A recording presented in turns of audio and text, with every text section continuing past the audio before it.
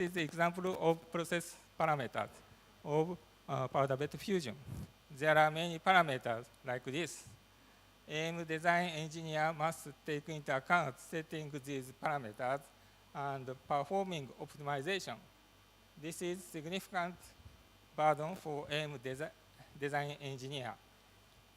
So, in proof of this problem, we propose a database, AM database system. This database system involves data of material, shape, properties, and process parameter, and process map between properties and parameters. And the database estimates new data and process parameters. So the merit of this system is able to cut cost and shorten the developing time. So we can lower the barrier for new entrants and SMS and startup who entry into a market. And this system is able to support AM design. It is useful for AM design engineers. We develop the AM database system. We apply this database system to expand the AM technology. Thank you for your kind attention.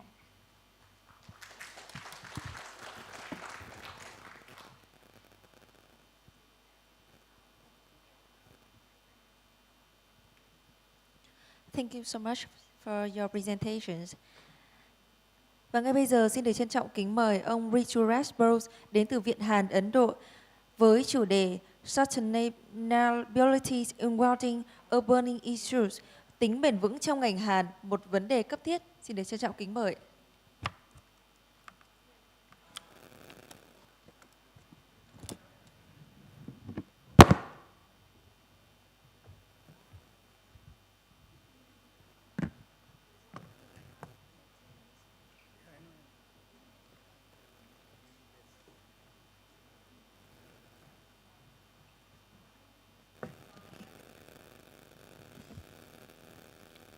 Hello, good afternoon. Very difficult time after lunch, I know. So I thought this presentation will not be so tough. Very light, you don't have to think. Okay, my topic is sustainability in welding, a burning issue.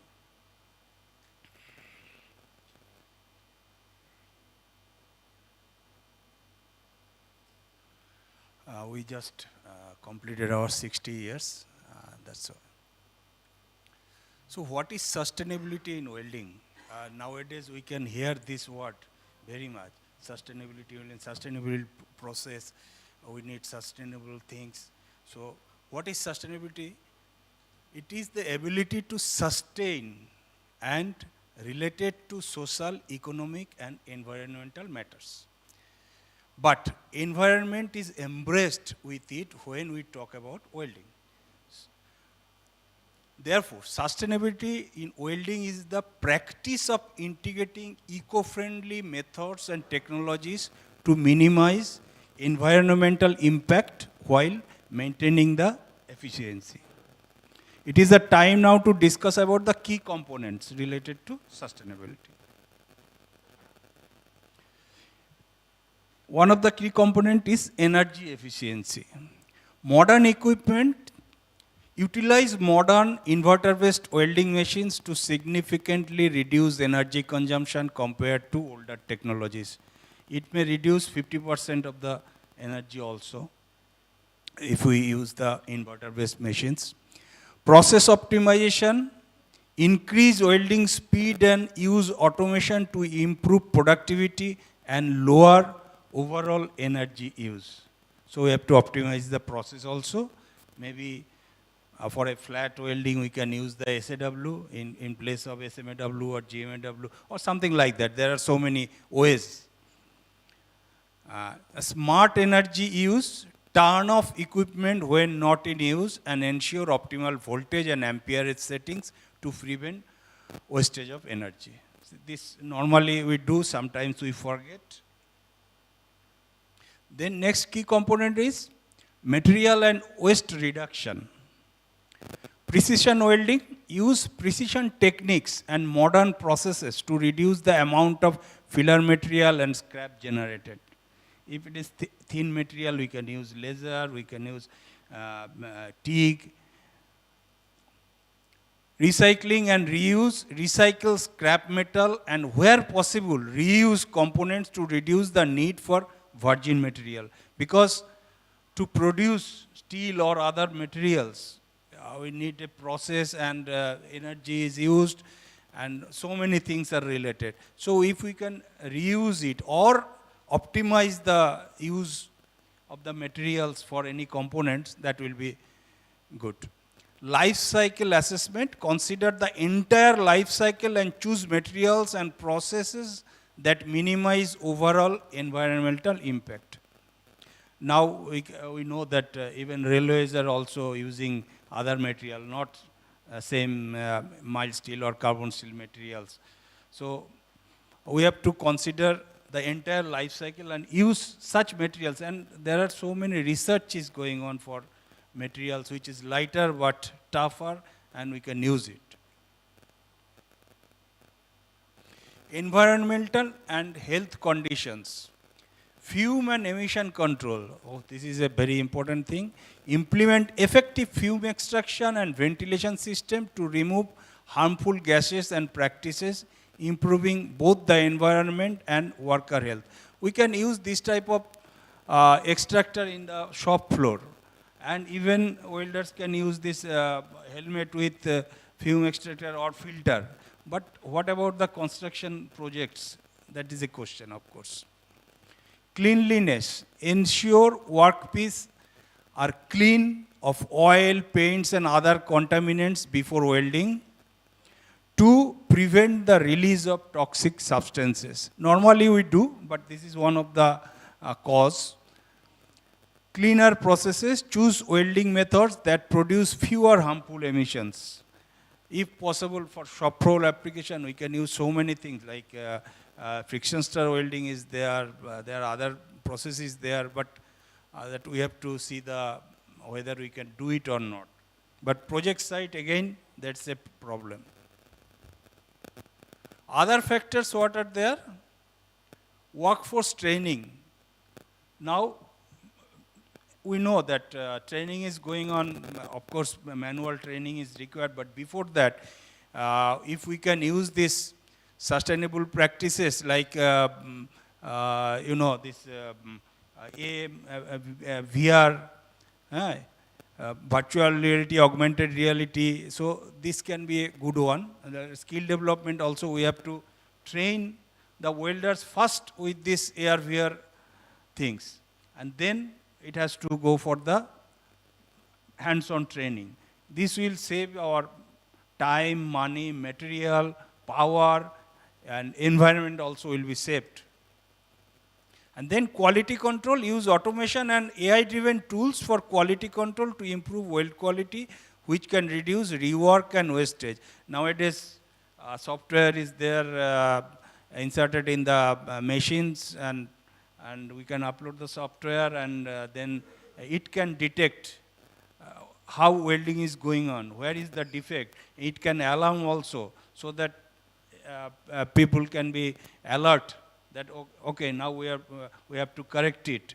So this type of things, it can reduce rework and waste. Green welding processes. Actually, there is no such word green welding processes, but we use it. Absolute green welding process may not be there, but we can think of friction stir welding, magnetic pulse welding. This creates less pollutions because they eliminate the need of fillers or flux and do not produce dangerous fumes. Also, we can think of SAW. Somehow it is. And Internet of Welding. Internet of Welding refers to the application of the Internet of Things and related technologies like artificial intelligence and cloud computing to the welding process, creating intelligent, networked and data-driven systems. Internet of Welding allows objects to be sensed and or controlled remotely across existing network infrastructure, creating opportunities for more direct integration of the physical world into computer-based systems and resulting in improved efficiency, accuracy, and economic benefit. Internet of Welding offers advanced connectivity of devices, systems, and services that goes beyond machine-to-machine communications and covers a variety of protocols, domains, and applications. That if we are sitting here, we can control the welding which is going on at your works or something like that. You can see in your laptop. So you can instruct also accordingly. Even that goes beyond machine to machine communications are also there. You can see the cobots nowadays. So if you go there, just teach them by hand, no need anything like that, teach pendant. So just fix it there and you can learn. And even if you go there, it will stop. It is not dangerous also. So these type of things, these type of innovations are there. But the question is, will welders lose their job due to sustainability? The answer is no. Welders will not lose their job due to the push for sustainability. Rather, the nature of their work is evolving and new opportunities are emerging in green industry. They have to evolve themselves. Otherwise, there may be chance of lose the job, of course. Now, while automation and robotics are handling more repetitive, high-volume tasks, skilled human welders remain essential for complex projects, custom work, on-site repairs, and jobs requiring human judgment. The role is expanding to include operating, programming, maintaining advanced welding system, creating new positions such as robotic welding operator, robotic welding programmer, etc. Because for robotic welding, okay, GMAW or you need to know, but to teach the robot, you need to know the programming also.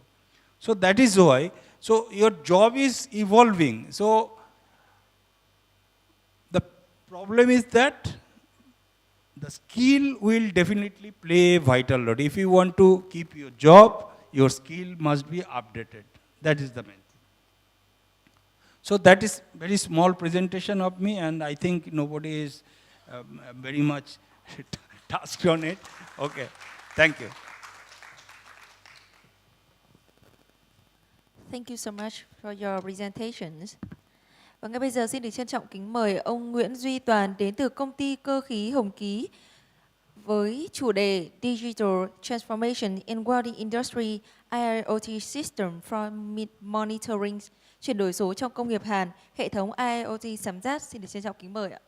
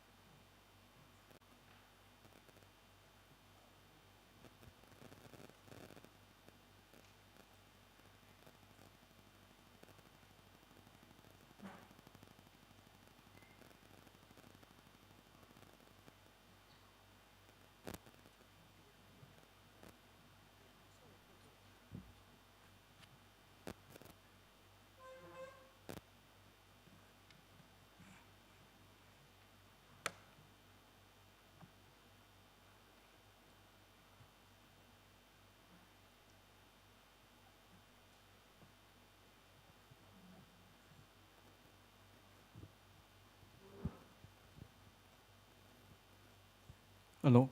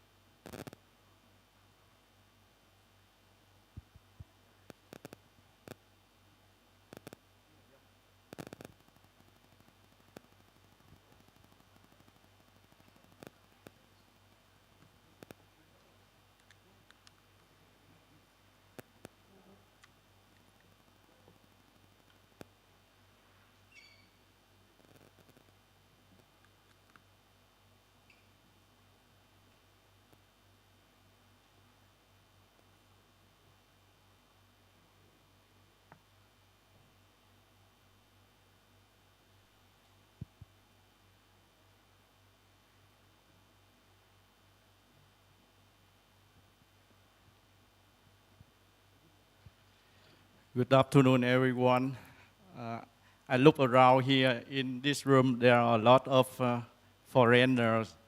So first of all, I can say welcome to Vietnam, welcome to Hanoi, and hope you have enjoyed Vietnamese coffee or a bowl of phở, a very famous traditional dishes. And also you can visit the beautiful old quarter nearby here.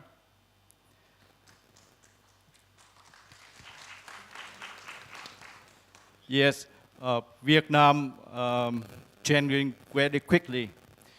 Together with the chain, manufacturing section also rising very rapidly.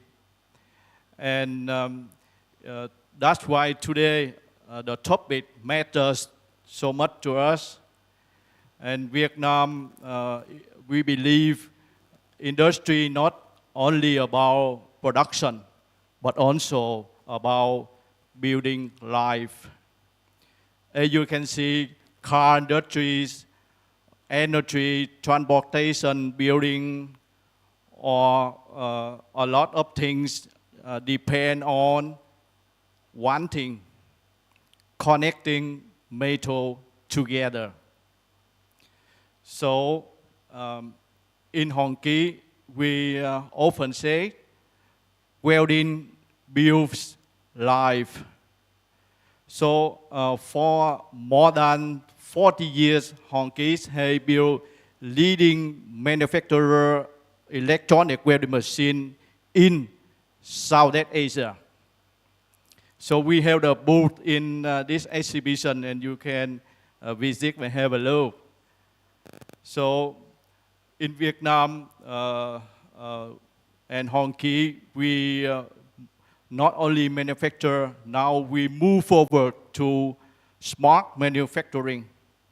So that's why today I would like to introduce you Hong Kee IoT system for monitoring and managing smart welding performance.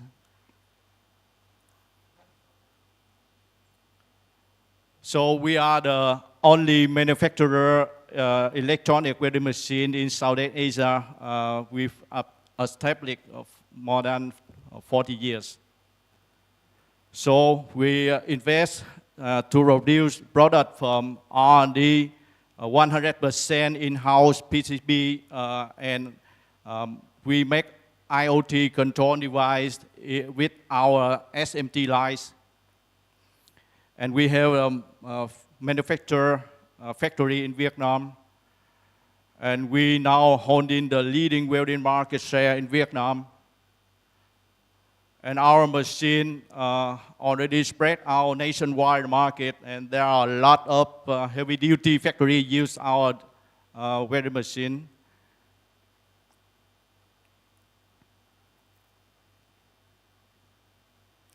So the problem today with the in the welding sections, there are a lot hidden waste paradox.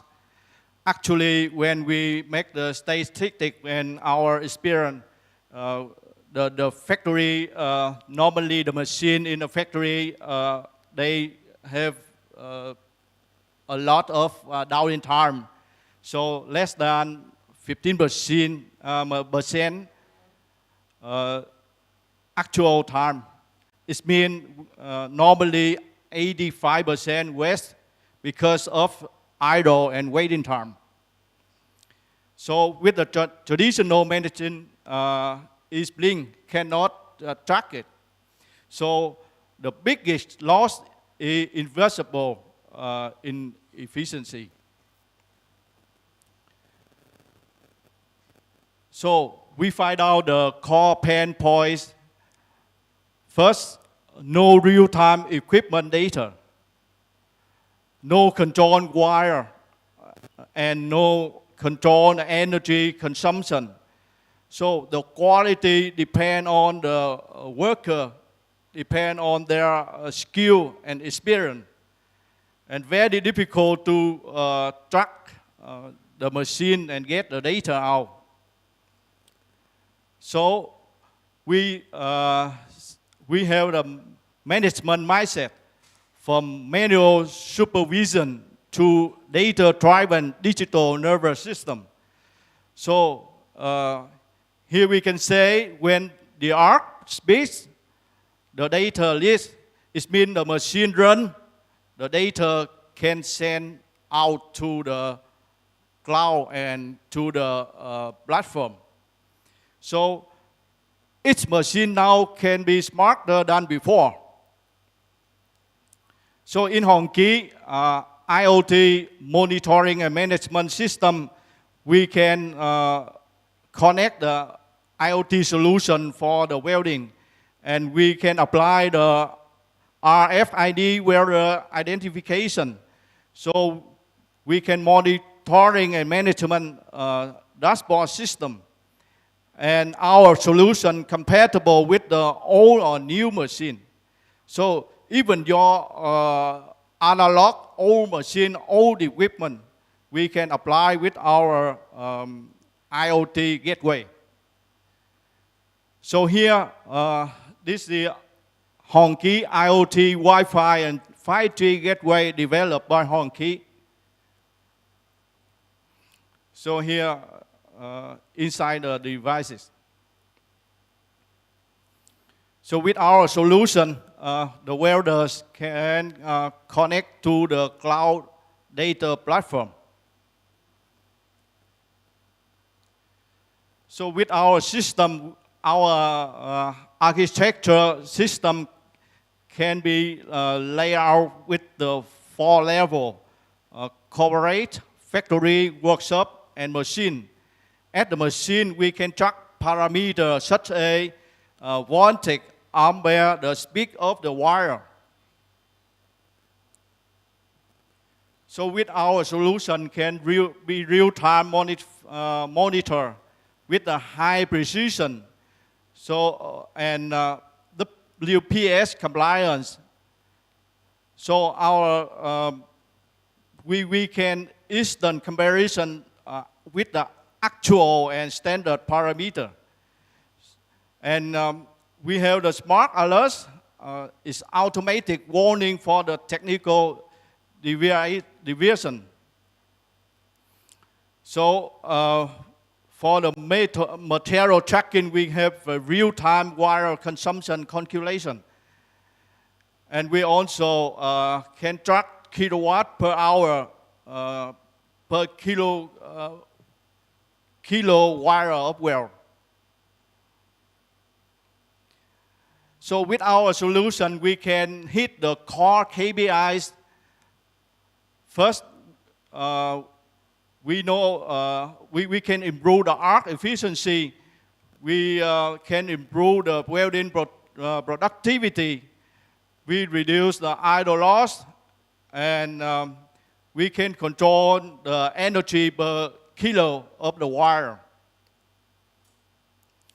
So here the quick ecosystem. And we also build a sign interface, and this account can deliver to the user. And we inside the account, you can see the overview information. And we have the screen to monitor real-time monitoring. Here we can track the ampere, current, ampere, voltage, speed, energy, and wire feed. And you can see when the machine running, when we are welding run, the machine running, you can see the graph can be updated instantly.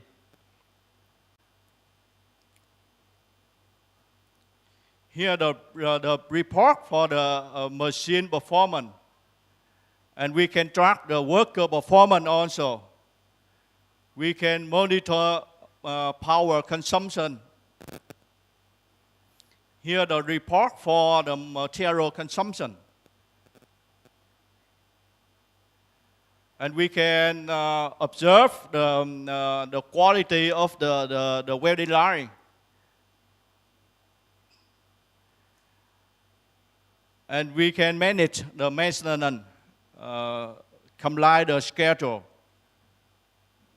So with our solution, when we apply for our customer and we can get the result, we can increase from 15 to 20% increase productivity, and we reduce 10% material cost. We reduce the 50% the defect and the rework in the factory. And with our solution, we no need to invest the new machine. So this can meet the ESG, and this solution can be full traceability, optimize the supply chain. We can build data driven, and it's very quickly to get ROE. So we brought this solution and the devices made in Vietnam. We can own the master core technology and ready to support our customer and data security. So that's all we have. Thank you very much.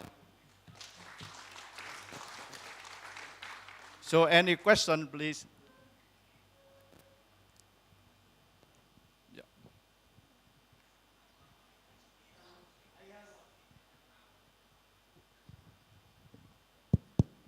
You see, you are claiming that your machines give better productivity, less rejections, and other advantages. What is so unique in your machine which makes that happen, which other manufacturers are not able to give? Second question, you showed the SMT lines. That means the motherboards you are manufacturing yourself. Whatever goes into the control mechanism of the equipment, that is being manufactured by Honkai in-house, or it is bought out and then. And what is uniqueness in your machine which you are claiming rates you higher than the other manufacturers? Yeah.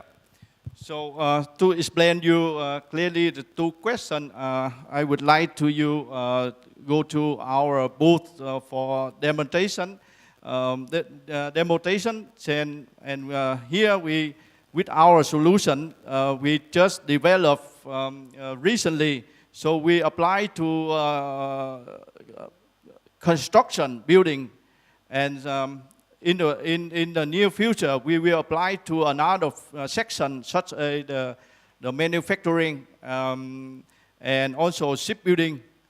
So in the future we will get more the results on this, with our solution, when we press out and launching that, we can help the customer to control their machine, to manage their machine in multi location and multi factory in their system. And for specific question or any further information, so I would like to invite you to go to our booth, and we have engineer in there and ready to respond to you. Thank you very much.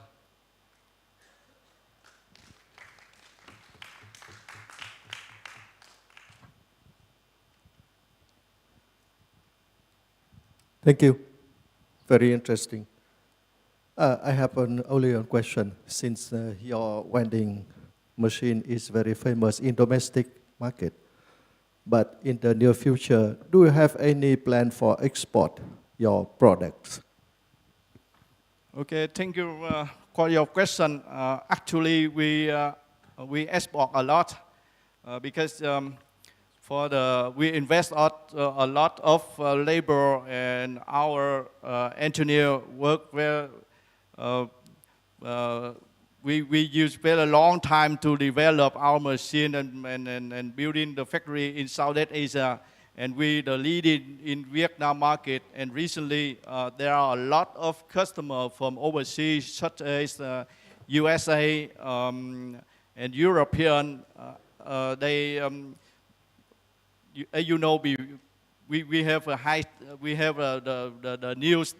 U.S. imposed the high tax on the other countries, so that's why there are a lot of customers from U.S. They come to Vietnam, and they look for Honky, and we have a lot of order. So now we export to U.S. and European, and we go into export to Australia. Yeah. Thank you very much. Vâng, xin được cảm ơn phần chia sẻ của anh ạ. Và tiếp theo sau đây xin được trân trọng kính mời ông Hoàng Mạnh Tiến với chủ đề Digital Transformation in Training and Monitoring, chuyển đổi số trong đào tạo và giám sát. Xin được trân trọng kính mời ạ.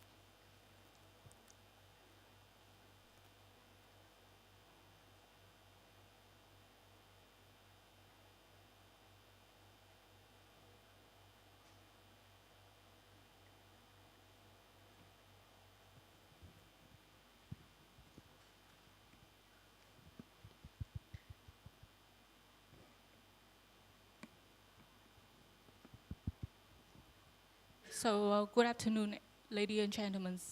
I come from Welcome Company. We work in the welding industry for more than 20 years. And after a lot of discussion with our customer, we realized that recently in the welding industry, the IoT-driven monitoring and data-driven training in welding is a very important topic. And today we will come from the context, and then we will come to our system. We are building a system also for monitoring in the welding industry. And I will come to those challenges, also the pain points from our customer. First, it can be easily seen that the operations are managed reactively. It means that when the failure happens, we will handle. We do not prepare anything before that. And also the lack of data. Also the welding skill assessment is still subjective, and the training is not aligned with real data. So from the pain points, we come into the insights, is that we don't know where the issue is, the lack of data. We do not know where the problem is. And also, it cannot evaluate accurately, and also cannot improve performance. We do not have anything to know that what is the problem, what is the problem come from. We do not any data to analyze and also to evaluate it accurately and objectively. So our objective is first is transformation from reactive to proactive, and from experience-based to data-driven. We need to build a foundation for real-time monitoring, also performance analysis and data-driven decision-making.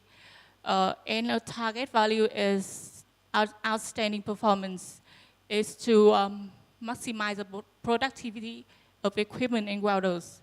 Also, the consistent quality. We need to reduce the defect and also the overall quality. We need to reduce the downtime of the system, and develop the capability of a welder. Also, the accurate decision. We need to make decisions based on the data. So the step is first we come from the real world is physical welding, and then we will connect to the IoT. We collect data and also the real-time transmission. Uh, the third is data platform. We need to store and manage the data we collect from IoT. And then from data, we will analyze this data. We will have the insights and we evaluate the data. And then the last, we will have the actions and decide and also improve from the data we collect. So the overall architecture of our system, the first level is a physical device.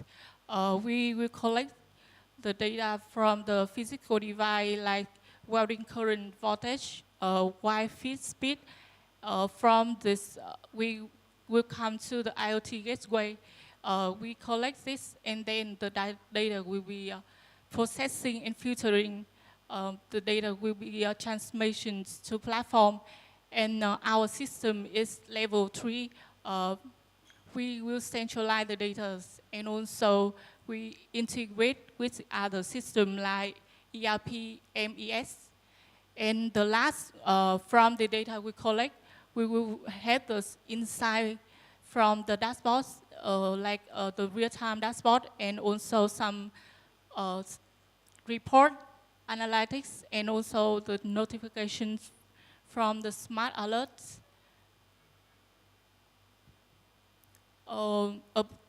About the real-time monitoring, the first one is the core parameter and also the extent that we need to collect. The output we need is the digital footprint for every well.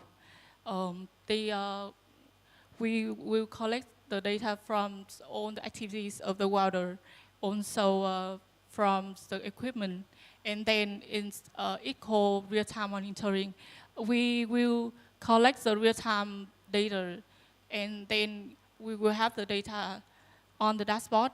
Also, we will analyze and optimize the data to support the decision making. Oh, here is our system. You can see here, it's a real-time dashboard for the welder. When the welder, they do, and then the data will transmit from the IoT to our system to we can monitor the real-time data. It is also the UI for the system we are building. So what is the approach to data-driven training? We need to collect the real-time data based on the IoTs. And also we need to training the model. We need to evaluate and analyze the data we collect. Then training is no longer one size fits all. We need to customize, depends on the welder. This is the continuous improvement cycle from data to skill to quality. And last one is continuous improvement. First is production data, and then to analytics, and then to training, skill enhancement, and last is operational performance optimization. It means that we can increase productivity, reduce defect, reduce downtime, and optimize production costs. And some key I will take away. First, the IoT not just for monitoring, it is for decision making. Second is operational data is the foundation of trainings. Third is continuous improvements is the key to sustainable transformations from operational data to analytics to training to skill enhancement, and last is our performance optimizations. Thank you. Do you have any questions, please?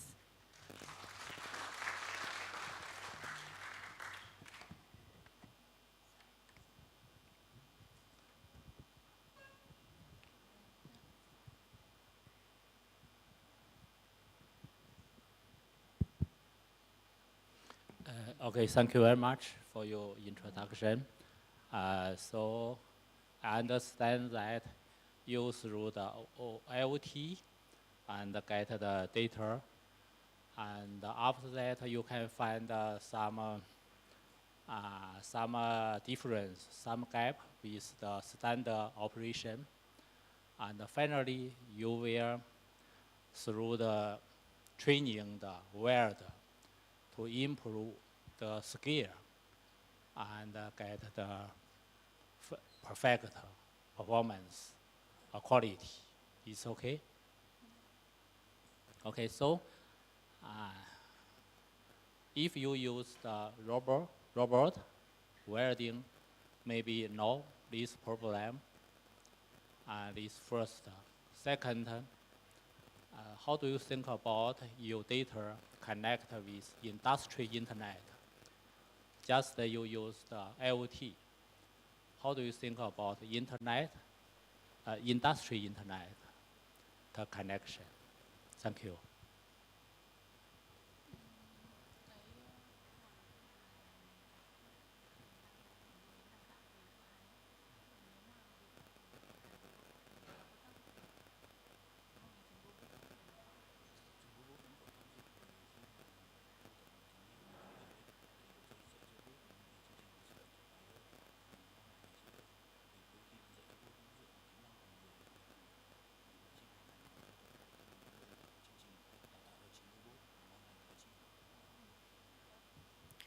So the first questions, can I repeat your questions? You asked that the robots will be used in the welding industry. So this, if we use IoT in data, what will it have if the robots join this activity, right? So is the data from the system we collect not for only for the welder, but also for the machines and the robots. We will need to teach them how to use the weld, and also the data from our system. We will need to. I mean that we need to optimize that how to weld.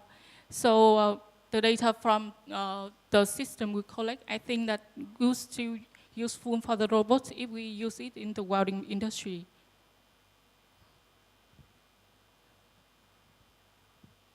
Okay, so this first. So I personally believe that if you use the robot, maybe it's unnecessary. Yeah. Okay, second about connect with the industry internet. You are now is the IoT. All the IoT finally will connect with industry internet.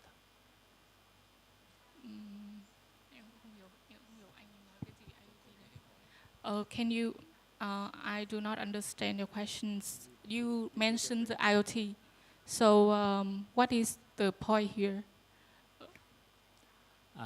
Okay, so the IoT only for one machine or one workshop, and so but industry internet will this area, this region, the industry internet. So finally, all the IoT will connect industry internet. Do you have this plan, or how to develop in the future work? Oh, if in my understanding, do you ask that the IoTs will develop in the industry, not only for one machine, right? Anh hỏi là cái IoT nếu mà bình thường mình sẽ theo dõi trên máy, nhưng mà để nhân rộng ra trong cái ngành công nghiệp ấy thì nó sẽ như thế nào?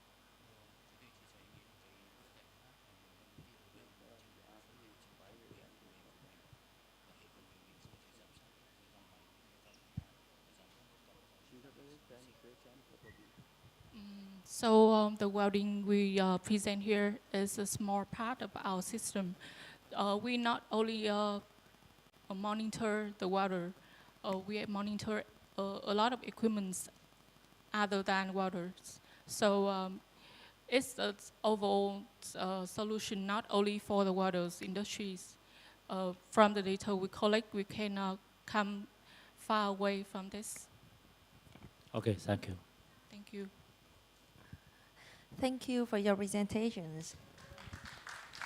Thank you. Và tiếp sau đây, chúng tôi xin được trân trọng kính mời ông Hidayat Mercado đến từ công ty Seabury với chủ đề Digital Transformations for Accelerated Safer Welder Training, chuyển đổi số giúp đào tạo thợ hàn nhanh và an toàn hơn. Xin được trân trọng kính mời. Please warmly welcome.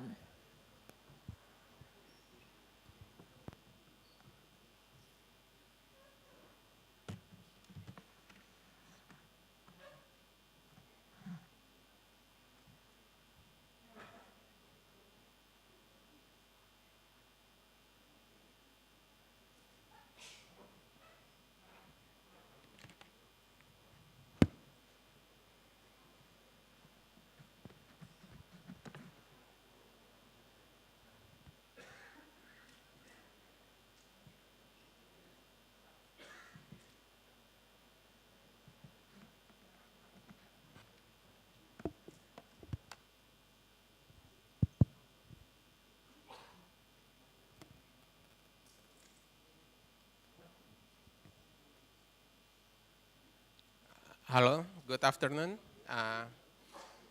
I know that it's a difficult time to maintain everybody wake up this time, but yeah, I hope that my presentation will be not make you more sleepy. So thank you for the opportunity to be here, speak at the 9th ASEAN Technology Application Forum.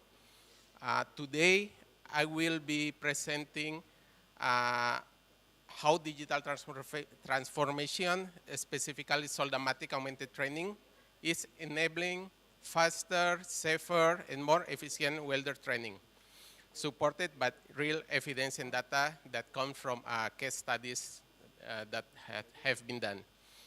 My name is Hidayat Mercado, and I am Siberi Regional Manager for ASEAN and Oceania.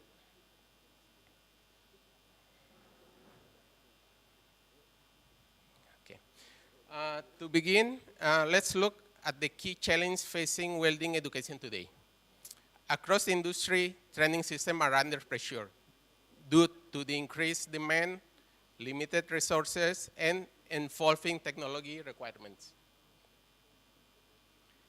The welding industry is facing a global shortage in certified professionals. This is driven by an aging workforce and declining interest among younger generation. At the same time, traditional training has several limitations. It requires long training cycles. It involves high material and energy consumption. It exposes trainees to safety risks, and it generates environmental impact. As a result, there is a clear gap between industry needs and available skilled talent. To address this challenge, digital transformation is becoming essential. New technologies are enabling training methods that are more efficient, scalable, and aligned with modern industry needs. Augmented reality plays a key role in this transformation. It allows trainers to practice welding in a simulated environment before moving to real equipment. This approach supports safer skill development, provides instant feedback on the performance, enables personalized learning paths, and ensures consistent training quality. It also aligns welding education with Industry 4.0 by integrating data-driven learning and continuous improvement. Now related to AI, we need to refocus on the new generation career path. All the knowledge and system monitoring integration in a very fast way will be handled by AI soon. Where is our place as humans in this new AI era? Manual skills, in special the non-repetitive tasks, where it's needed to take instant decision and adaptations.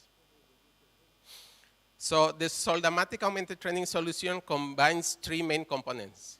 First, the learning for theory and content management. Second, the augmented reality simulation for hands-on practice. Third, real welding for final skill validation. This blend approach ensures a complete learning pathway from theory to simulation to real-world application. So now let's look at the training outcomes achieved by this methodology. We evaluate performance based on qualification rates, efficiency, and training effectiveness. Results shows a clear improvement in qualification rates. With augmented training, 57% of learners achieve certification compared to 37% using traditional methods. This demonstrates that simulation supported learning significantly improves training success. In terms of efficiency, augmented training delivers measurable gains. Total training time is reduced by 70% to 31%. Workshop time is reduced up to 56%. Trainees complete 67 more practice exercises. The improvements are achieved by minimizing downtime and optimizing resource usage. Another key advantage is cost and sustainability. By reducing dependence on physical materials and workshop usage, training centers can significantly lower operating costs while maintaining quality. In addition, we see strong environmental benefits. Consumable costs are reduced by 68%. Electricity usage is reduced by around 50%. CO2 emissions are reduced by up to 99% during practice with the simulator. This supports both economic efficiency and environmental sustainability goals. Safety and learning engagement are also significantly improved. By using simulation in early training stage, exposure to risk is minimized, while digital tools make the learning experience more interactive. Specifically, training-related accidents are reduced by up to 84%. Trainers are not exposed to burns, fumes, or electrical hazards. At the same time, gamification increases motivation, engagement, and retention, especially among younger learners. For success implementation, 3 elements are critical. Integration with existing curricula, instructor training to combine digital and hands-on methods, alignment with certification standards, and it's important to emphasize the augmented training complements, not replace traditional workshop learning. Also, it's important that there are 6 conditions on the system change that cover structural change, relational change, and transformative change. This approach is highly relevant for Asia and ASEAN, where rapid industry growth requires a skilled workforce aligned with Industry 4.0. And the AI advances are also pushing us to gaining manual skills. For training centers in Asia, this creates key opportunities: faster workforce development, improved safety standards, lower operational costs, better alignment with digital manufacturing. Ultimately, this supports a more competitive and future-ready workforce. The main barrier to adopt this solution is the initial cost, perceived startup costs. There are significant startup costs in purchasing the simulation tools, but these need to be considered in comparison with the cost of the training on the workshop equipment, along with the time, materials, and safety perspective for real-world training. To summarize the key results: higher qualification rates, 57% versus 37%. Reduced training time up to 31%. Reduced workshop time up to 56%. 67% more practice exercise. This demonstrates a clear improvement in efficiency, quality, and scalability. I will try to play this video, but let's try. Yeah. This is from Department of Education in North South Wales, Australia.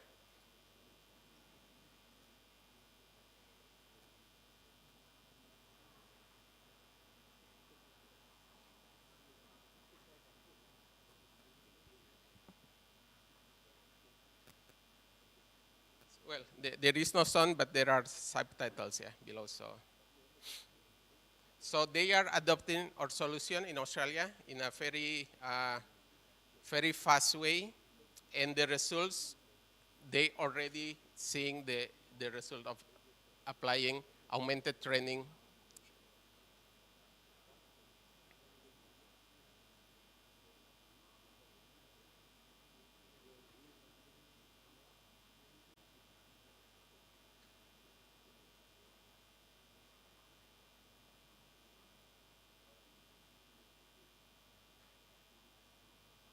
Okay, so it's very important to attract young people. Yeah, in the last couple of days, we have the competition of welding that have real welding and also welding using simulators.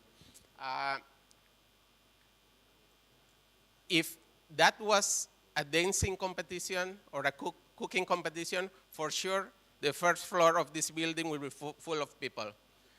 But because it was welding, there were not so much people attending. Yeah? So we need to attract the young people. We need the young people to be attracted to welding. And one of the ways to do it is using technology. As for them, this is appealing technology for them. They like the gamification. They can feel safe learning and gaining the skills.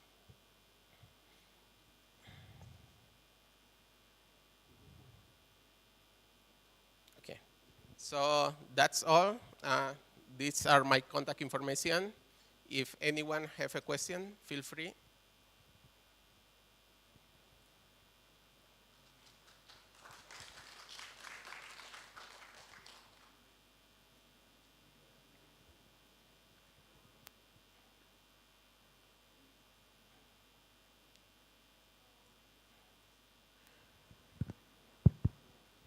Hi, Hidayat, I have a question for you. So you are saying that in Asia, the growth for digital transformation. So how about CBRE usage? In which country right now in Asia or in all over the world, which part is? Oh, okay, so our reach globally is more than 80 countries, okay? Especially in ASEAN countries, we have presence in almost all the countries, including Vietnam, Malaysia, Indonesia, Singapore, Thailand, Philippines, and in the other countries, Japan, Korea, of Asia, also we have presence there. What we are trying to do is also working with the institutions that are credible for welding. For instance, with TWI, with American Welding Society, with DVS, to include the curriculum, certification curriculum in the simulator. Okay, so we are aiming to make the simulator a tool that can be used for everybody, no matter what kind of certification you use. Yeah. We also aiming to do that with ASEAN certification, yeah, any certification. Yeah. Thank you very much. Oh, please, sir. The training imparted at the simulator, has it to be supplemented by actual training on the welding equipment? Or if you are training only on the simulator, certification can be given? Well, as was mentioned before, that the simulator does not intend to replace the real machine, okay? So it's a pathway to reduce the time that the welders, before certification, use the real machine for certification. At the end, the certification will still need real welding, because all the criteria for certification that we have right now all relies on the real welding, not on the So what simulation. percentage of training on the simulator is permitted, and how much percentage minimum on actual machine? Well, it depends different in countries, yeah. So for instance, in Germany, they allow around 30% of the training doing in the simulator, but in Australia is different. They have more training on the simulator, and just at the final stage they go to the welding machine. So it will depend on who is certifying, okay? And that can be developed. Each institution will develop its own criteria based on their own experience. Purely simulator-based training without any actual practical on the machine, that is not acceptable for certification. Some part has to be on the actual welding. Sorry, can you repeat the question? If you train a welder Yeah. only on the simulator without any training on the machine, will certification be valid? Or some percentage on actual machine has to be there? There are parts of certificate because we use the augmented training curricula that covers theory and the basic manual skills, yeah? So yes, so some part of because the certification also covers the knowledge. So yeah, part of that can be. Okay? Any more questions? Okay. Thank you very much, everybody. Thank you so much for your presentations.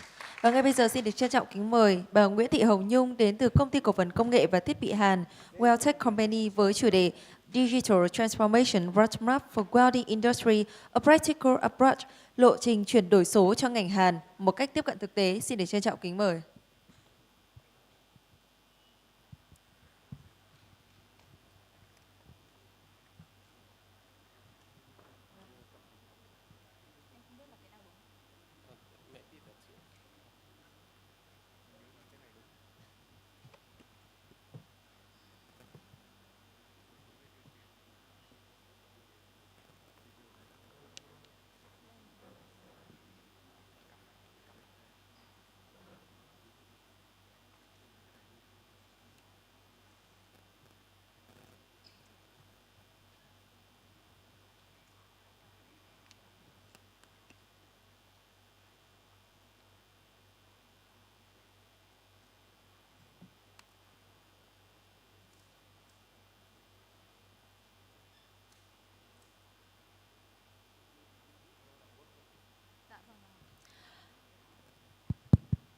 So, good afternoon, ladies and gentlemen.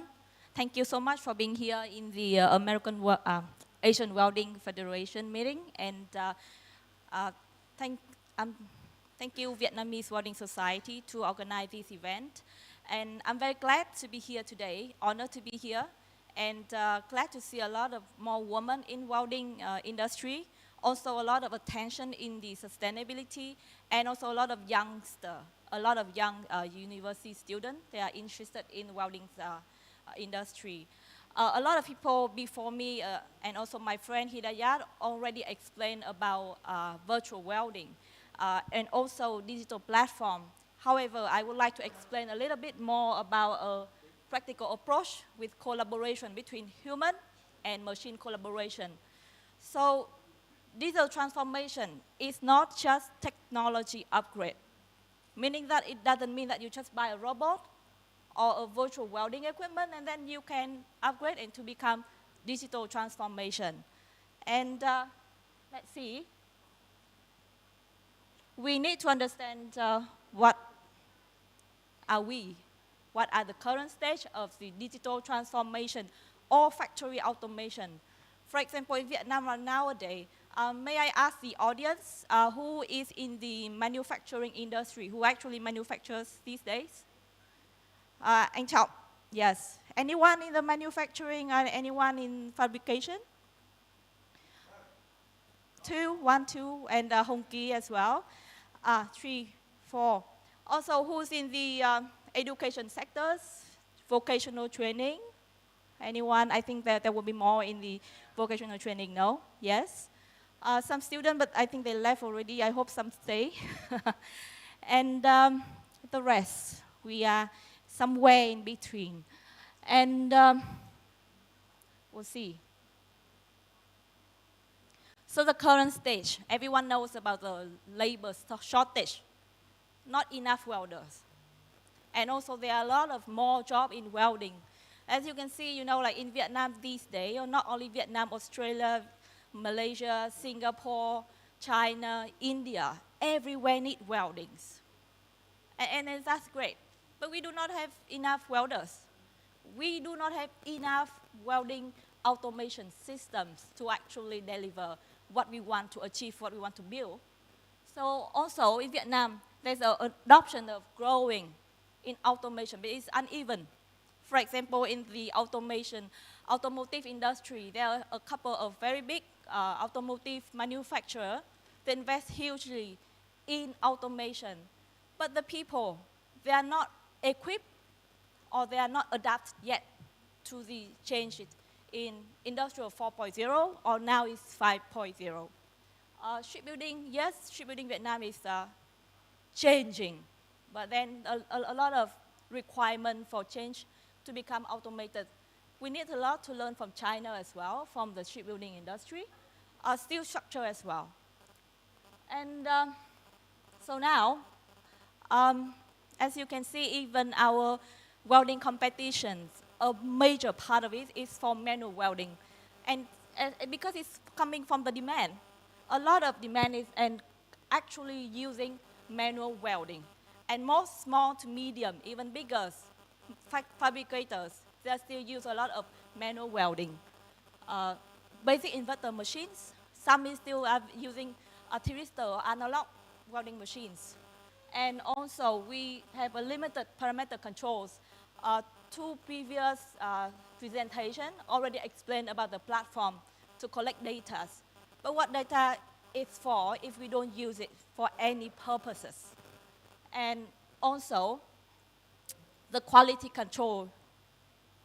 Quality control is very important. Vietnamese want to become the manufacturing hub, but then after you manufacture the part, after you finish welding and assembling, then how do you measure the quality and how do you export or how do you even certify the part that is after assembling and make sure it's in conformance? That is very important. So, and also the workforce gap and market pressure to become the manufacturing hub, not in Vietnam, but also other Asian countries. The growth now is in Vietnam and Asia. I apologize.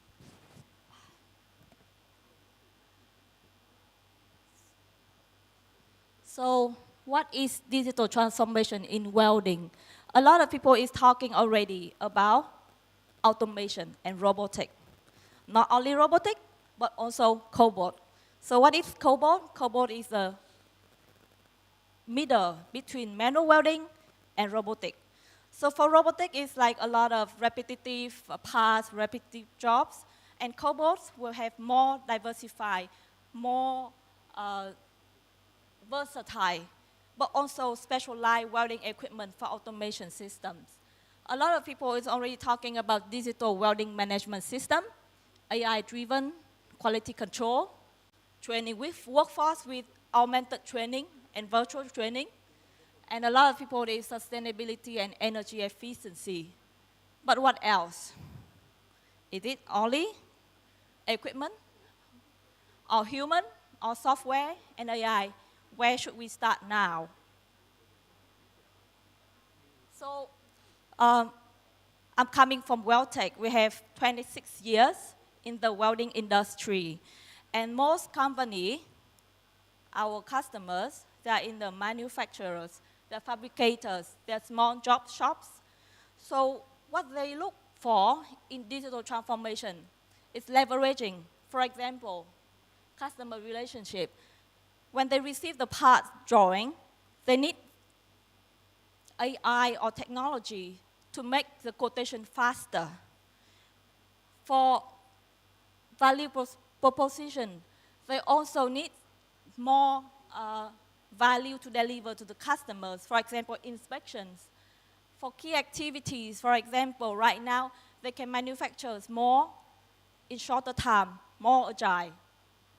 For key partners in all over the world, oh, this is different. I think there is some part is missing here. All right. Any of you here are currently using AI for your work, for your job? Have you used any AI agent at the moment? Not everyone? I thought like all of us here will be raising the hand, but it's actually not yet. I use it every day. I train it with myself because like there are many things that I can learn, but it needs data, whether it's correct or if it's not correct. So we need to train them and feeding them data, real-time data of the welding equipment, of what is the actual manufacturing in the facility, or even in your training centers, how you use it for the student. Okay, so for digital transformations, normally I will start with the current stage.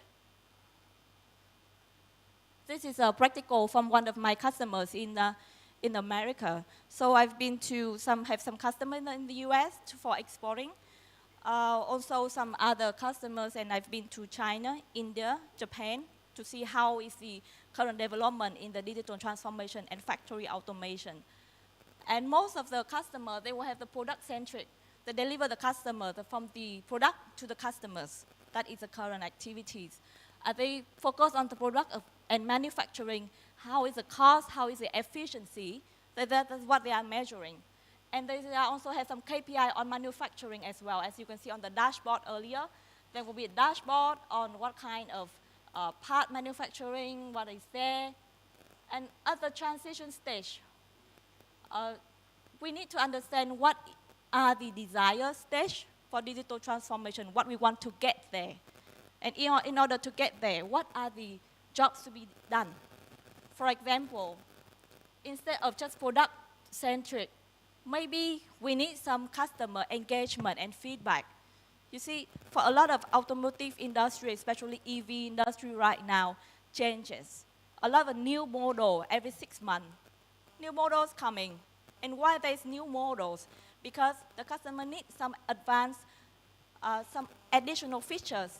It's like update on your iPhone or your mobile phone that we need to update very regularly, and that is with the operational transformation.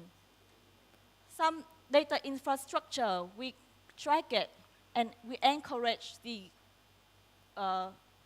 digital talent to join the workforce for remote hiring. For example, right now, if I'm in Vietnam, I can work with people from other countries as well. Now the work is flat. And then, which means that even your design team can be from other part of the world. And right now, we need to track between the manufacturing and customer experience, whether it's useful, whether the platform is growing, whether it's adapt to the agile manufacturing environment. So these are the 3-step roadmap, 1, 2, and 3 that I discussed with our customers, how to move forward with digital transformation. Firstly, we need to focus on the foundation with IoT, with sensors, with visions, and a lot of welding machines. We collect data. These data will be collected and run on the selected line. These are the infrastructure for us to collect data. And the welders, more normally in the fabrication, in the factory or job shop, normally there will be either the welding machine will be feeding the data to a center of data in data infrastructure. However, at the moment, there are a lot of, just a station for the welder or for the operator just to input the information. For example, if you finish welding this part, it is not directly feeding to the center station, but rather the welder must go to another station, manually input to make sure that it is finished. So this type of foundation is better to do it first, because right now there are a lot of information we don't have the data to collect yet. For step 2, all these machines are linked to an IoT dashboard. Some of the dashboard I showed earlier, and I show you some of the dashboard later on. This data of information will be visibly online. The fabricator, the factory manager, the owner, they can see it anywhere. And these are where the platform are real-time visibility and interconnected. Step 3, with AI, a lot of people is talking about AI, and then we deliver with predictive analytics and vision inspection. In China these days, there are a lot of vision systems that are actually using to check whether the welder is doing correctly or is wrongly manufactured. Some of the key challenges, vision and objective of the desired outcome are not clearly defined. For example, manufacturers or fabricators, they don't know what they want. They just want these machines or what they want to actually transform the fabric, the manufacturing. Workforce training and cultural resistance, policy and long-term training from the government. And a lot of enable in Vietnam right now are government incentive, international collaboration, and pioneer, as in Vietnam Welding Society and Asian Welding Federation. I go very quick because I think my time is short now. And these are some of the case studies from Panasonic, IWNB. We do have a lot of category and items to collect data and information to improve productivity, visualization of quality, and also improve maintainability. So as a holistic approach, not just platform, not just diagnostic, well, not just inspection, but the whole system and welder. These are welding machines, but we need people as well. And we need robot, we need cobot, and we need everything, which is why a holistic approach is needed for you to go forward for digital transformation. And with this, we'll come to the final part of the presentation. Digital transformation program should have 2 elements. Number 1 is human element. These are some of the listed activity I listed out here. And with Siberia, there are a lot of training on virtual and augmented training. Not just training for welding, but also data-driven and upskill and maintain continuous learning culture. You can see it from the presentation uploaded by Vietnam Welding Society. Another element is hardware and software. We have the access, upgrade of the hardware. Of course, there's investment involved, but not really. You have to see what you have in your facility. Software platform, real-time data analysis, digital twin technology. Right now in Vietnam, there are not many of facilities I know that have digital twin, but in the world already there yet. So probably this is where we'll see, do we really need digital twin at the moment in Vietnam or your facility, or you need, step-by-step improvement. Of course, training of the workforce on the new tools. A lot of new tools ready and AI ready, but your workforce are not ready to use it or not familiar with the usage, and this is very important. Of course, always coming for scale and continuous improvement. And in conclusion, for me, I think that Asian is driving the growth for welding industry right now. Coming with Asia, with China, and other part of the world like Europe, US, America, we should use digital transformation to empower every welder, training them online plus offline, interconnect with manufacturer and fabricator to achieve a high precision, sustainability, and global competitiveness. With global competitiveness, then we can grow. And that will be all. I hope that digital transformation is not just a buzzword. It's actually happening. And I hope that everyone will come back and see what you can do after this event, whether share it with your peers, your partners, your business partners, students, or anyone that think that it's useful. And thank you. So for Weldtech, we aim for welding excellence, and that will be all. Thank you. Thank you so much for your presentations. Kính thưa toàn thể quý vị, và ngay bây giờ thì xin mời quý vị chúng ta sẽ cùng giải lao và dùng tiệc trà ở phía ngoài sảnh trong vòng 10 phút. Thời gian dùng tiệc trà sẽ đến 15 giờ 20 phút. Và chúng ta sẽ bắt đầu với hai bài báo cáo cuối cùng trong buổi chiều ngày hôm nay. Ladies and gentlemen, we would like to invite all of you to enjoy a 10 minutes for tea break. Thank you.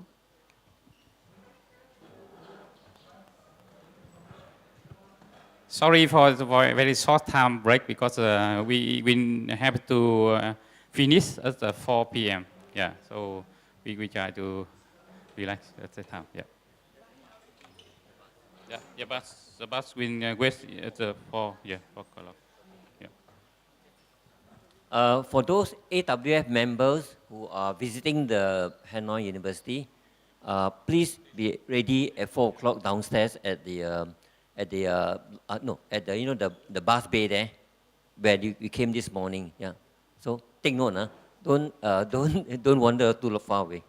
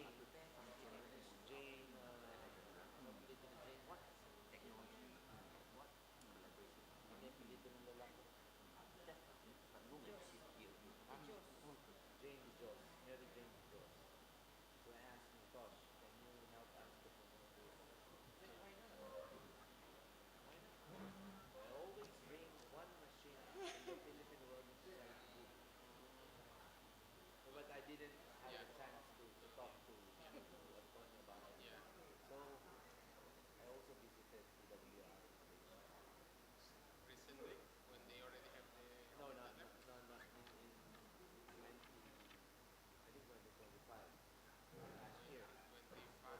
yes, they already have. Last year they already have the Mentor Lab, the simulator. Yeah, one room you see. Oh yeah, yeah.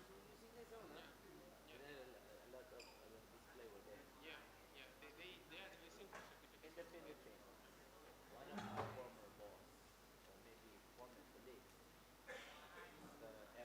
They are using for certification. Eric. Yeah, he's my distributor. Yeah, he's my distributor. Yeah, high tech power is our distributor still. In Vietnam they're our distributor.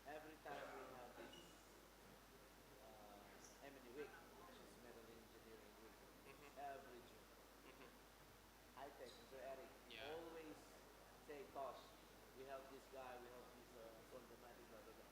Mhm. Yeah. Yeah, they're our distributors. Eric high tech.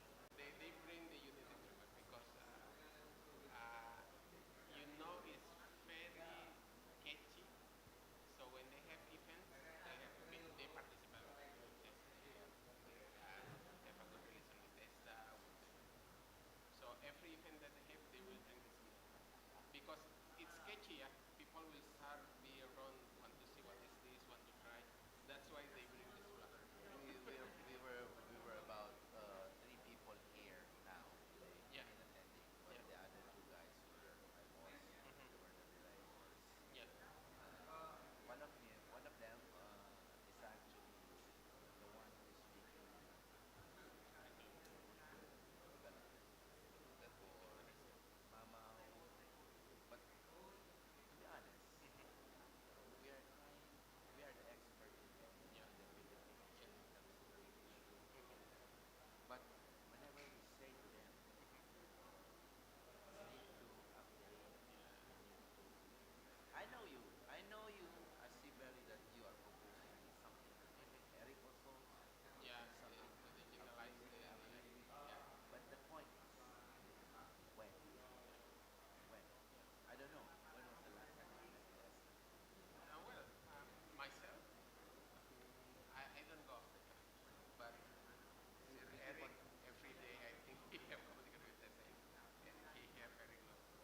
Yeah, but you know, Yeah, but yeah, I have many other distributors there. others were telling what's happening in Philippines. Like for this Mhm. presentation, Mhm. in Vietnam, Yeah. they Yeah. already ordered machine. Yeah. The Yeah. They Philippines, have a finish. they're not doing Yeah. machine, Well, but they I are mean, leveragers. yeah. Many things. Okay. Thank you. Nice Thank you. meeting you. Nice to Hope meet to you. see you in Japan also. Japan, no, because it's not my area. Oh, really? So I am only ASEAN and Oceania. Oh, Yeah, but in Philippines maybe we will meet in Philippines. let me know when you. Yeah, yeah, I will let you know. But Maybe yeah. can we invite you to make a presentation Yes, also? yes, yes, yes. Let me know in advance and I will. Oh no no, in an online. Oh, sure, sure, In an online. sure, sure. Maybe the soonest is April second week. No, June second week. Sure. Okay. Yeah. Let me know. Take this card, okay? Yeah. And we need to talk about this on Monday. Okay. Okay. See Okay. you. Yeah. See you. Thank you very much. Ano? Kumain na tayo. Hati na.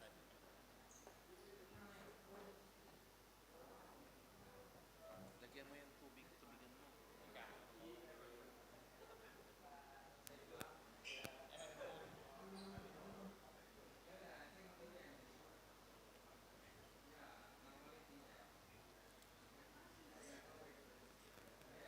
Và xin mời toàn thể quý vị, chúng ta sẽ cùng nhanh chóng quay trở lại phía bên trong hội trường để cùng đến với hai bài báo cáo tiếp theo trong phiên thứ 5 của buổi chiều ngày hôm nay ạ.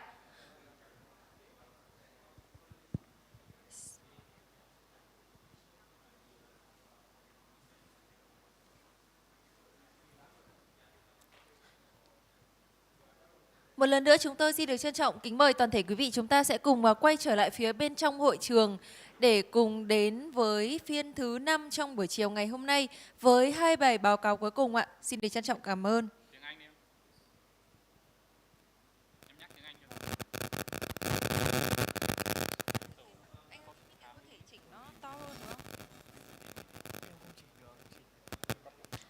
And right now, we would like to invite all of you to return to the hall for our next sessions.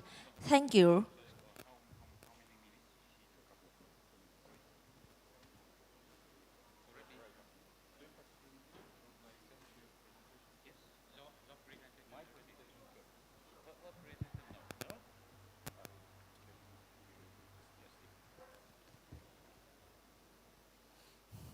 And now, we would like to invite all of you to return to the halls for our next sessions. Thank you.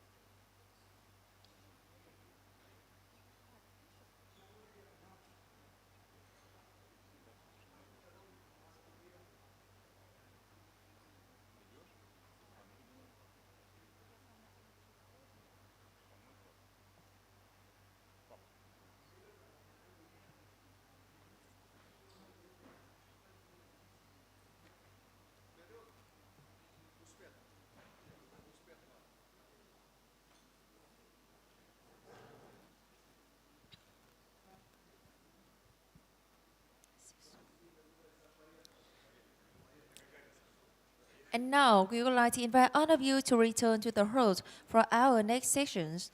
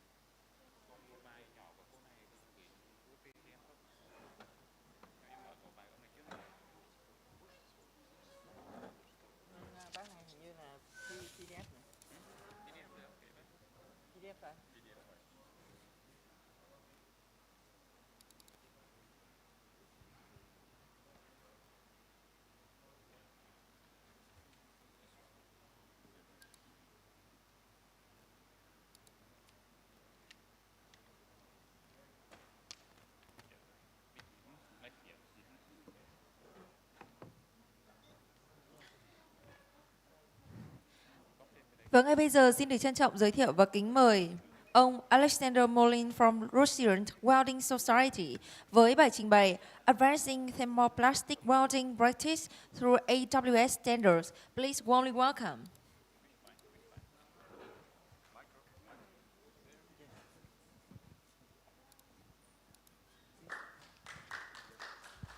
Good afternoon, everyone.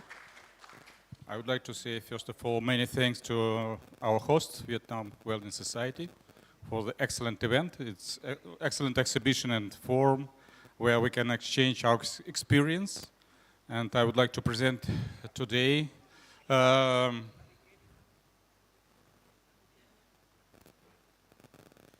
it working?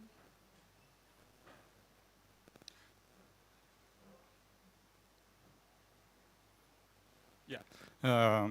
I would like to present today qualification in the field of welding and NDT when constructing nuclear power plants. Why? I would like to speak about this at this forum because, as I know, probably in Vietnam, NPP will be constructed by Rosatom. By Rosatom. Rosatom is state atomic organization, corporation in a multi-industry holding company which comprise assets in power engineering, machine building, and construction. At the moment, Rosatom is the #1 in the field of construction nuclear power plants at the international level. Now, 41 units at various implementation stages in 11 countries. And it is a policy of Rosatom to apply international or national standards for construction of NPPs, and many countries, majority countries, apply ISO standards. Probably you know ISO standards, and for some cases, for European market, for European Union, it is needed to confirm according to Pressure Equipment Directive, PED 2014-68 EU. Welding, you know that welding is a main technology which used for constructing of nuclear power plants.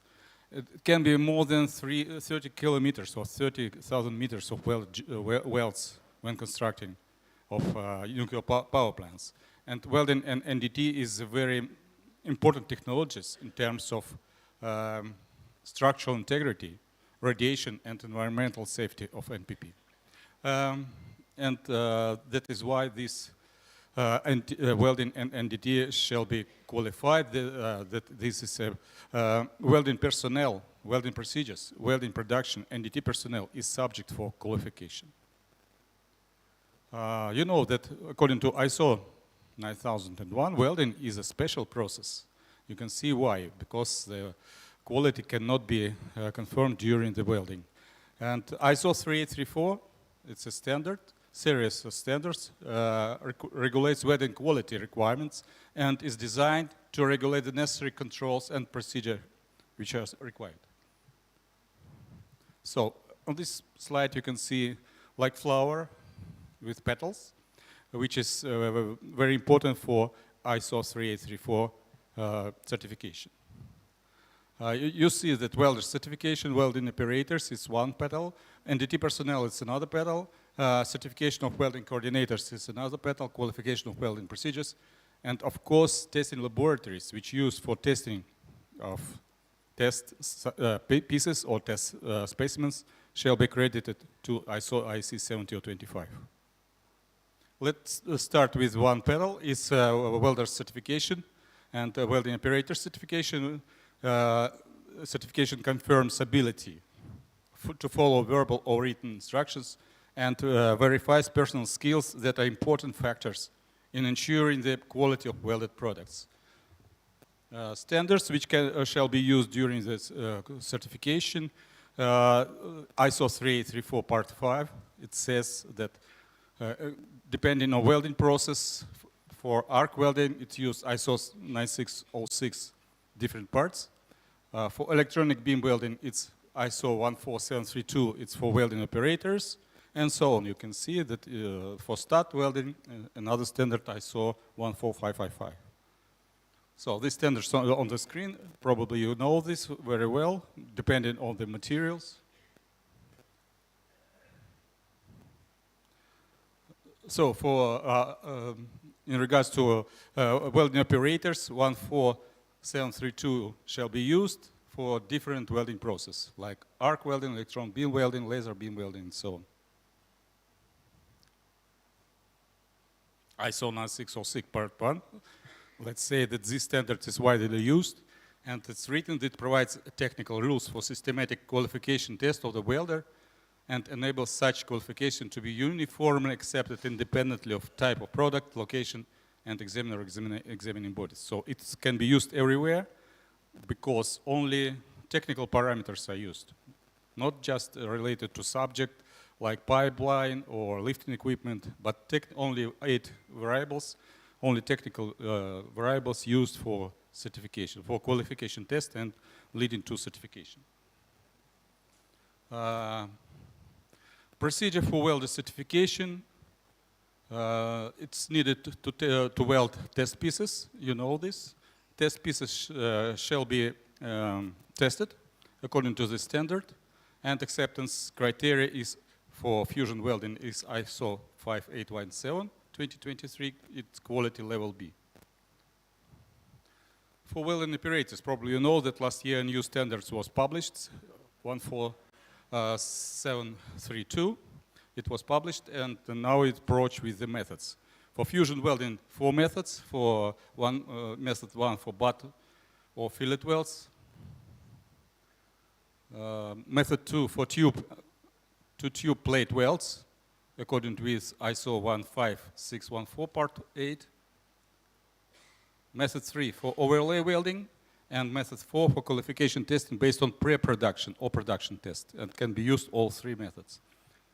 In regards to resistance welding, the following standards shall be used for qualification of welding operators. And the certificates will be issued like this, which show the qualification of welder or welding operator. Next panel is certification of welding coordinators. ISO 14731 was published in 2019.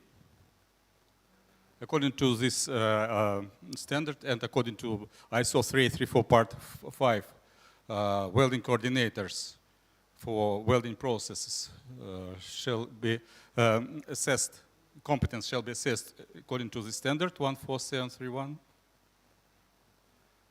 Tasks and responsibilities, everybody knows that there are a lot of tasks and responsibilities for welding coordinators, starting from technical review and requirements, and also health and safety and environment and quality records. It's also a responsibility of welding coordinator. So certification can be done like this, 3 levels of competence, which are used in these standards is basic, specific, and comprehensive, and prerequisites can be basic education, special training, work experience, and welding coordination. Probably you know that previous edition of ISO 14731, it was Annex A. It was informative Annex A, and mentioned IIW qualification is needed to confirm the qualification. But now, in this last edition, it's not needed. Manufacturer, it's his responsibility to decide which qualification is suitable for this particular manufacturer. But competence shall be assessed. And assessment methods for initial certification at theoretical exam, to check knowledge, welding technology and welding coordination, and professional interview as a practical to check the skills. So you can see also that ISO 334 requires that welding coordinator shall be in place, and a certificate can be issued like this, which confirms the level of competence of the welding coordinator. Next is NDT personnel, ISO 9712. Again, ISO 334 part 5 says that inspection testing personnel are required, and also if we look at the IA document, this document is written that fully comply with ISO 9712, and certification bodies shall comply with ISO AC 724 accreditation according to this standard. Depending on the arc or the welding process, for all process, ISO 9712 is used. Latest edition 2021, and certificate can be issued like this. So next panel is qualification of welding procedures. So different standards is used depending on the type of test. More widely used is welding procedure test ISO series standard of ISO 15614, and other standards can be used also for qualification of welding procedures. If we look at this ISO standards, again, depending on the welding process, different standards are used. For welding, arc welding, ISO 15601 part 1, and so on, depending on welding process. ISO documents which shall be used for different welding process, you can see here, it's ISO series of standards, so you can choose any standards for particular welding process. And this is WPQR, Welding Procedure Qualification Record, which shall be issued after qualification of welding procedures, and it shall consist of different parts, like scope of qualification, test results, and information about welding and testing. For European market, probably you know, but if you supply your products to European market, all what related to welding and NDT shall be confirmed or approved according to this PET directive. There is Annex 1, essential safety requirements for permanent joining for categories 2, 3, and 4 procedures. It means welding procedures and welding personnel. Welders and welding operators, not coordinators, shall be approved by notified body or third-party organization recognized by EU member state, and non-destructive testing personnel for categories 3 and 4 shall be approved according to this PED directive. So now a couple of words about recognition. You know that there is International Accreditation Forum, and they have a multilateral recognition agreement, and if accreditation body is a member of or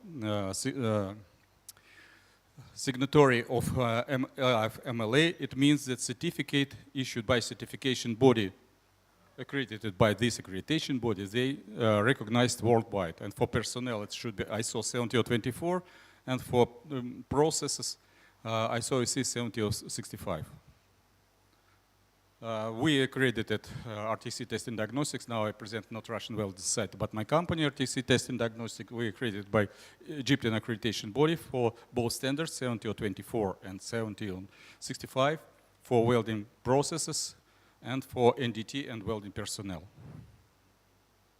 So thank you very much for your kind attention. My contacts here. Any question? Happy to answer. Thank you.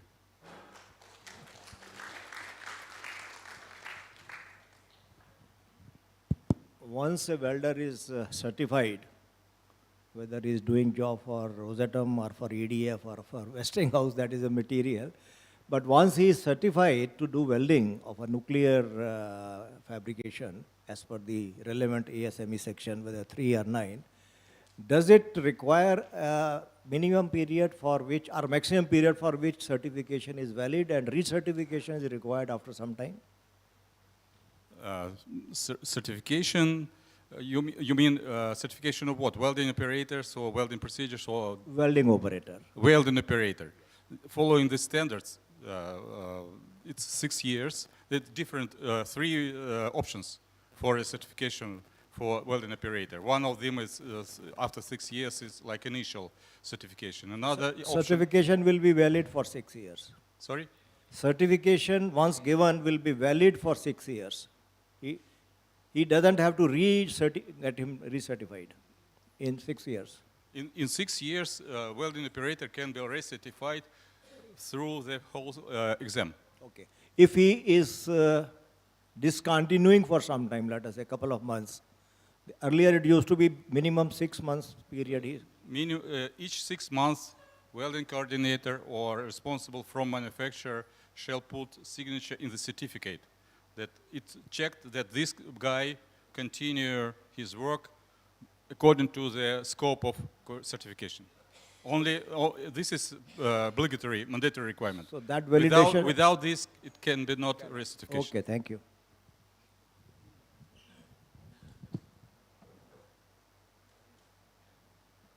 Okay, thank you very much. The certificate is lifelong if it is if the organization is certified by 3834. Every 6 months it has to be put signature validation, and then the certificate is lifelong if the organization is 3834 certified and the welder is welding on the same organization. As per 9606. I will explain you maybe later because time is, yes. Just to take opportunity to have a couple of minutes to talk about the exhibition in Moscow, and we would like to invite you. Russian Welding Society and exhibition Weldex are partners. Weldex is the largest international exhibition for welding equipment, materials and technologies, bringing together leading manufacturing supplies and industry experts to drive innovation and business growth. The Welding exhibition houses some of the industry's leading solutions provided from across the industry value chain, allowing for a system to be established to help accommodate your business objective. Vietnam's growth and strengths in welding technologies, manufacturing and industrial innovation combined with a competitive advantage in cost and quality makes us strong partners in Russia, expanding industrial and infrastructure sectors. Within the framework of Weldex, you will be able to gain new and useful acquaintance and establish business contacts and new sales markets for your products. Последний слайд. Вот, да. Weldex provides a special condition for you. You can see them of the slide. Package tailored for you. Special fee more than for exhibitions. If there are no people willing to practice in the group, both you can also practice to individual teams. After the report, please come to me for information and exchange of contacts. Thank you very much.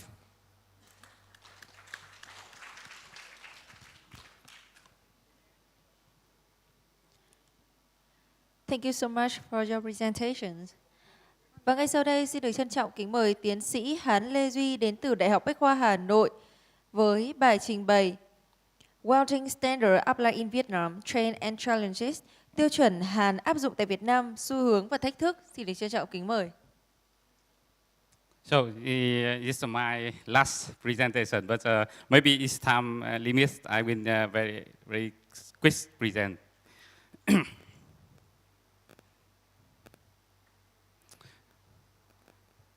So my topic is welding standards applied in Vietnam, trend and the challenge.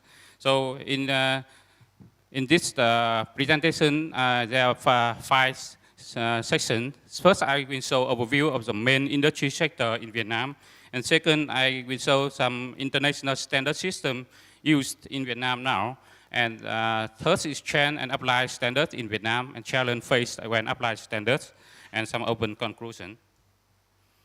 So you know that now Vietnam is transforming into the rising heavy medical manufacturing hub in the Asian area. And rapid development is focused in shipbuilding, oil and gas, renewable energy, and transport infrastructure. However, you know that welding is a special process because we cannot verify the quality only do the entity after the welding. So there are some requests, the strict standard apply from the design phase and control during the welding. So in this figure, you can see that in Vietnam, the heavy mechanical industry increased from the 2002 to 2022 is the rate from 15% to 50%. It's a very high number. And some specific requirement of key standard industry sector includes the shipbuilding is a hazardous environment, requires a steel structure to withstand multi-direction fatigue and server shots corrosion. And for the offshore wind energy, we have extreme safety requirement for the manufacturing jackets foundation waste over 2010. And for the thermal power and in the phase structure requires some very specific requirement for the environment for boreal and perfect stress distribution.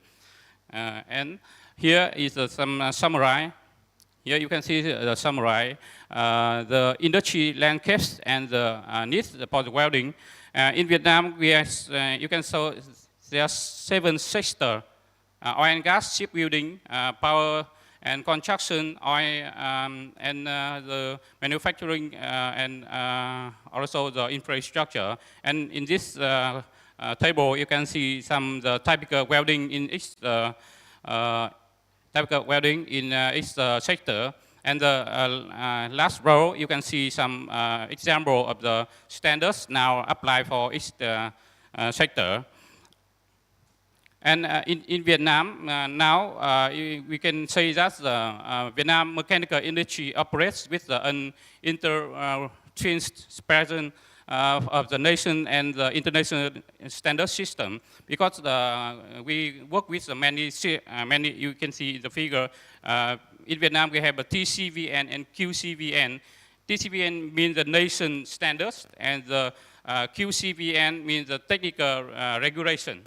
Nowadays, the TCVN and QCVN must constantly update together with another system, because many FTA and FDI coming in our country, so it deserves a standard from ISO, AWS, ASME, GIS, or GB. So the first international system is the ISO and EN system. So for this system, you can see that mostly represent quality philosophy based on the process management to prevent the defects before occurs. So in welding in Vietnam, you can see that the ISO 3834 standards and ISO 14731 is applied in some manufacturer or factory in Vietnam. And for the US standards, there are 3 organizations like the AWS, ASME, or API we apply in Vietnam. So the most popular is the AWS D1.1 and ASME Section 9 and API 1104. And for the Asian standards, the GIS and GB is the most popular. For these standards, it's almost related to ODA capture. And this system very requires a high system similarity and perfect compatibility between the metallurgy and the fuel metal. And for the GB standards, penetrates deeply the large-scale EPC contracts in the thermal and chemical and salmon. When we apply GB, it's cost advantage, but one very challenge is Vietnamese engineer to have to grow the material equivalent. That's a problem, yeah. So in this table, I summarize the comparison of the management philosophy and the approach of the each standards based on the philosophy, approach, flexible level, and something.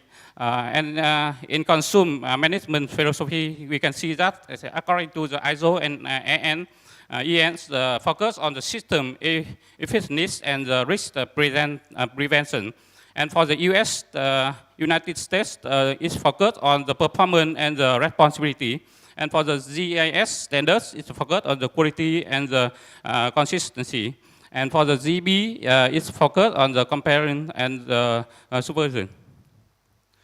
And I also made a table to summarize about some ISO and AWS standard. Now it's available in Vietnam. We apply some in some projects.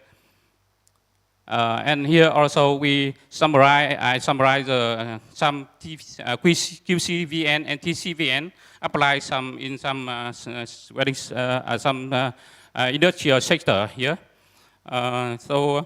For in Vietnam, the QCVN means nominal technical regulation is mandatory, and for the TCVN is like the volunteer. And after that, in each project, we follow some international standard. It's according to the contract of the project. And also here I list some current welding and mechanical standards catalog. You can, maybe difficult to see here, but already materials, you can scan in the QR code and already provide this information for you. And here also we summarize some standard based on the field of group, like the quality management system. We also have a TCVN 7506. It's under is ISO equivalent. And we have many field group in welding field already have a TCVN, as you can see in the table. Okay, so the chain is applied in this standard. Nowadays, Vietnam, some large enterprise apply dual standards. It means both TCVN and the international, like ABS, DNV, or ISO to meet the export requirement. So some shipbuilding or some construction company, we already got the ISO 3834. It's almost about 20, maybe 20 company now already get this certificate. And for the chain to apply to the offshore wind energy, now we, for example, we can apply with ISO 19902 for offshore and combine with the AWD 1.1. And also for the intelligent welding and IRA competency framework. So now the international IRW strong promotes apply AI to the matter processing workforce. So there are many operate the ISO 3834 system in the future. To apply the standards, we have some challenge, like the CAPEX is a problem for some company in Vietnam. So that's a major we have to face to apply the new standards in our system. And also the, like I said, the Chinese standards need to prove the equivalent the standard between the GB and TCVN. So that's the problem in the future. If you want to apply, it needs to show. So the challenge is the shortage of the high-level welding personnel. Both the high level, like the welding engineer, and the middle level, like inspector or the supervisor. And also the competition in the labor export markets. Also we face with the, like nowadays in Vietnam markets, not only Vietnam, but also some welders come from other countries. So we have to face this. Okay, so that's some conclusion to solve this problem in the future. Both the three bodies, like government and education center and the company, have to cooperate each other to discuss, to deeply give the solution to solve this problem. Yeah, and to solve that, we can expand our market to the world. So thank you very much. Yeah.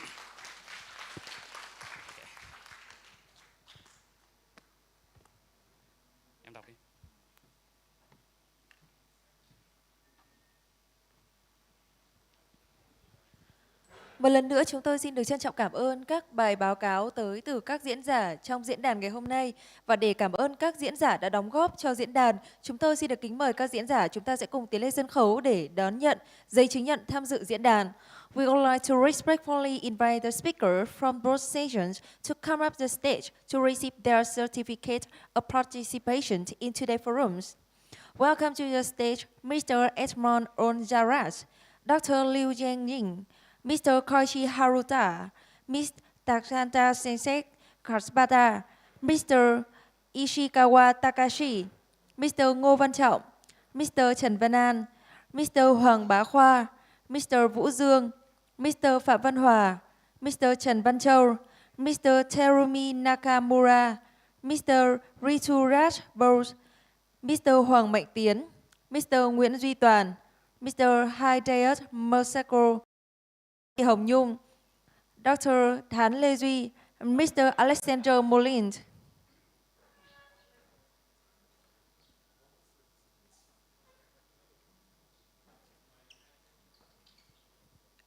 And now we invite Mr. Kambari Shaharuddin, President of AWS, and Mr. Liu Chengjing, Chair of the Technical Committee of AWS, to present the certificates. We would also like to invite Mr. Bùi Văn Hạnh, President of VWS, and Mr. Lê Thu Quý, representative from Vietnam, to join in presenting the certificates to our speaker.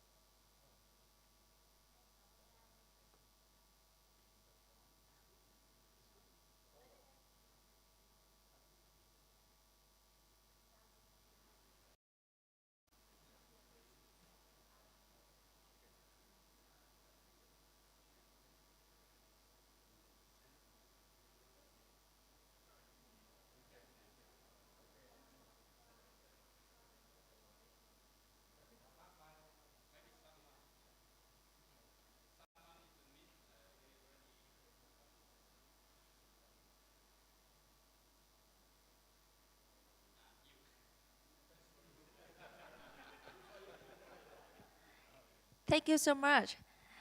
Và xin mời bộ phận media sẽ hỗ trợ chúng tôi để ghi lại bức ảnh kỷ niệm cho chương trình ngày hôm nay ạ.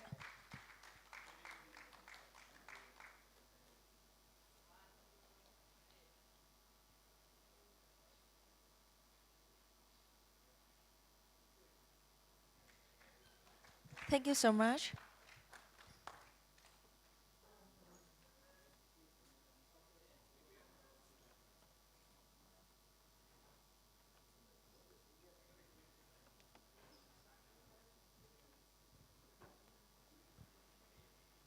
Và một lần nữa, ban tổ chức xin được chân thành cảm ơn sự hiện diện của các quý vị và kính chúc quý vị sức khỏe và thành công.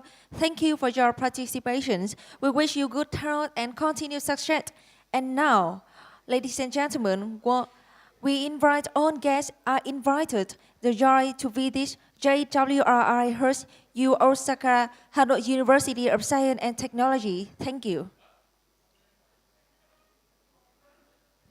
Chụp đâu? Có chụp ảnh mới lại phát biểu nữa cơ mà đúng không? Bảo chưa? Okay, so now I would like to invite Professor Quý will say some close speech, and after that we have a photo section.